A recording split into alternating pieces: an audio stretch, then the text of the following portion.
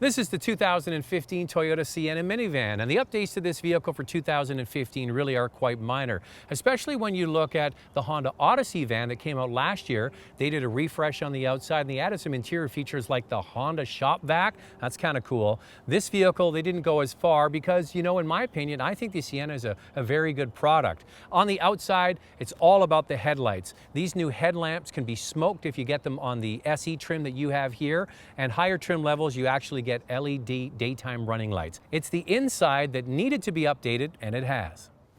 Now, the previous Sienna, I always enjoyed the drive. I thought it was a good product, except for the dashboard.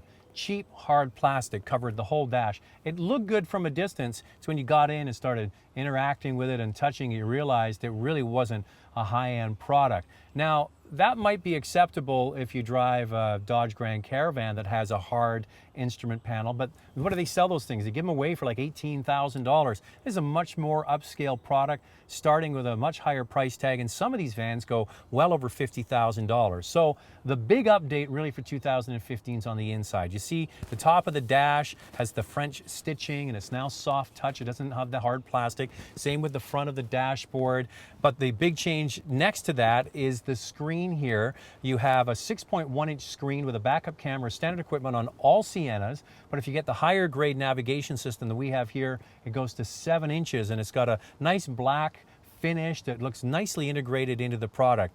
Also behind the steering wheel, you've got the TFT screen there, but it's the gauges now look like a high-end watch almost.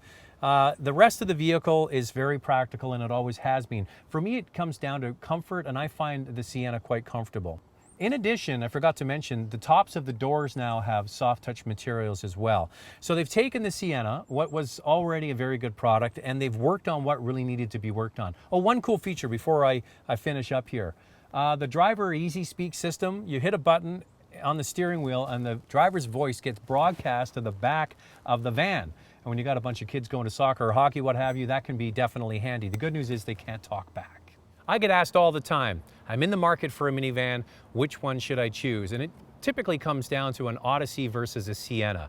Now, there are definitely camps on both sides. A lot of people love that Honda Odyssey. I've always been attracted more to the Sienna because it comes down to one basic thing. It's how I feel in the seats. And I find the seats more comfortable in the Sienna than I do in the Odyssey. So that's all personal taste. They're really like apples and apples. They're so closely matched when it comes to price.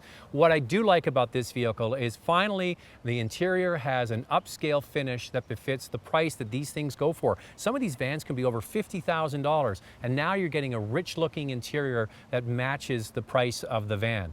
Updates definitely were welcome on the inside. The old plastic fantastic interior is gone. For 2015, it's the old classic saying, it's not what's on the outside that counts, it's what's on the inside.